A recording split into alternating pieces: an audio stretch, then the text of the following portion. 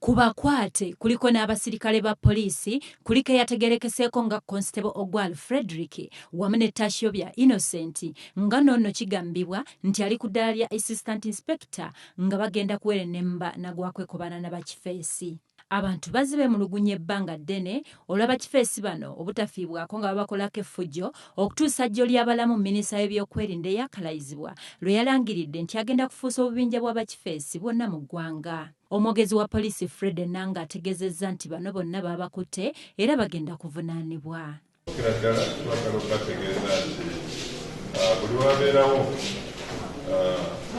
ebivulu oba awantu awakuŋŋaanidde abantu abangi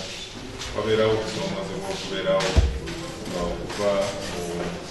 abavubuka abayaaya obundi oba abavubuka bakifeesi batera okwagala nabo bakoleki baganyulwemu mu kubba abantu n'okulakusa. Ekyennamboole ndowooza guno mulundi gwakubiri nti waliwo abagezaako okuteega ababazze okulaba omupiira n'okola kutya naye alipoota gye twafunye okuva ejjinjalo lyeraga nti waliwo abavubuka 36 abaakwatibwa mu kikwekweto ekyeggulo nga ebikola byabwe biraga nti be bamu abadde beenyigidde mu kukola effujjo okukuba abantu